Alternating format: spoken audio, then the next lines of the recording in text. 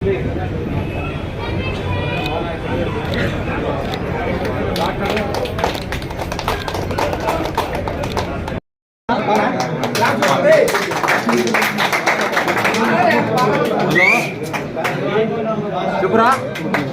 వెంకీ ఇక్కడ ఉన్నాం.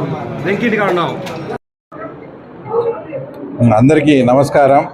తర్వాత ముఖ్యంగా ఈరోజు పులివెందుల నియోజకవర్గంలో పులివెందుల మున్సిపాలిటీ పరిధిలో చాలా భారీగా చేరికలు కూడా ఈరోజు జరగడం మీరంతా కూడా చూస్తున్నారు. మొట్టమొదటిగా శ్రీరామాల సందు దగ్గర, తర్వాత ఎప్పటి నుంచో అంటే కాపు సామాజిక వర్గం అంటే బలిజ సామాజిక వర్గానికి చెందిన వాళ్ళ కుటుంబ నేపథ్యం అసలు ఏంటంటే ఏదన్నా కానీ అంకాలమ్మకు ఏదైనా దేవరా గీవరా జరిగితే ఫస్ట్ అమ్మవారి ఆభరణాలు కానీ అమ్మవారికి బోనం పెట్టాలన్నా కూడా మొట్టమొదటిగా ఈ కుటుంబం నుంచే పోతుంది.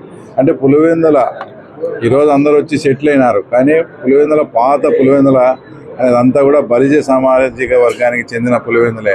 అలాంటి పులివెందులోనే ఒక మంచి కుటుంబం తర్వాత ఈరోజు మా పార్టీలో చేరడం అంటే శ్రీను కానీ, వాళ్ళ సతీమణి కృష్ణవేణమ్మ కానీ, వాళ్ళ అబ్బాయి కిషోరు యాక్చువల్గా ఇతను ప్రాక్టీస్ చేస్తూ ఉంటాడు, తర్వాత ఫిజియోథెరపీ డాక్టర్గా కూడా ఆ సందులో కానీ పులివెందుల కాన్స్టిట్యున్సీలో కూడా చాలా మంచి పేరు.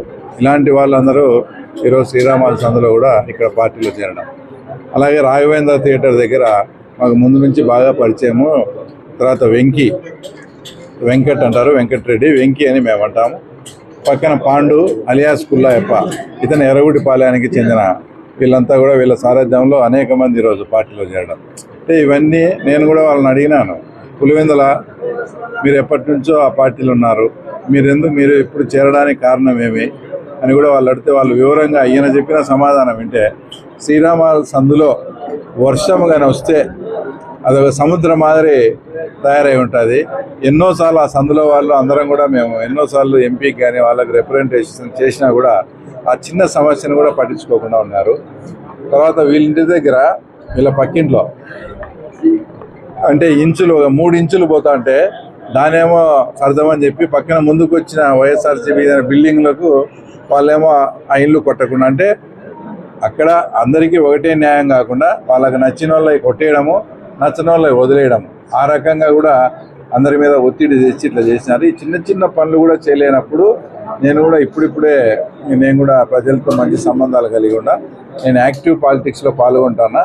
తప్పకుండా మీ సహాయ సహకారాలు ఉంటే నేను ఈ ఏరియా అంతా కూడా నేనే లీడ్ చేస్తాను.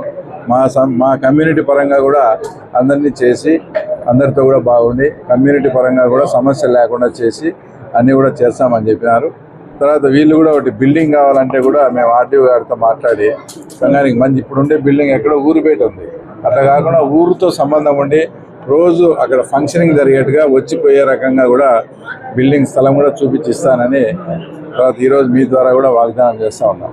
అలాగే వెంకట్ కిషోర్ కానీ వాళ్ళ చిన్నాన్న కొండల్లో రాజీనామా చేసినప్పటి నుంచి మాతో టచ్లో ఉన్నారు, మాకు ప్లానింగ్ ఉంది. వెంకీ కూడా మొన్న జెడ్పీటీసీ ఎలక్షన్స్ అప్పుడు వచ్చి అడిగితే ఎలక్షన్ అయిపోయిలే అన్నారు.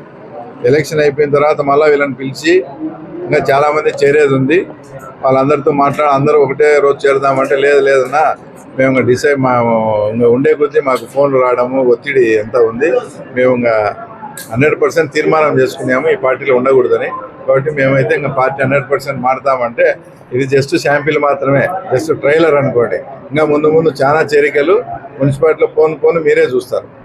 టీడీపీ ముందస్తుగానే మున్సిపల్ ఎన్నికలను బరిలో పెట్టుకొని ఈ చేరికలు ఉండే అవకాశం 100%. దాంట్లో ఏమో ఎప్పుడు చెప్తాను. నెక్స్ట్ ఇప్పుడు ఇది జెడ్పీటీసీ మన ఉప ఎన్నిక అయిపోయింది, నెక్స్ట్ తొందరగా వచ్చే ఎలక్షన్ ఏంది మున్సిపాలిటీ ఎలక్షన్. కాబట్టి దానికి ప్రిపేర్ అవుతాను. దీంట్లో ముసులో గుజరాట దాచిపెట్టుకునేది ఏం లేదు.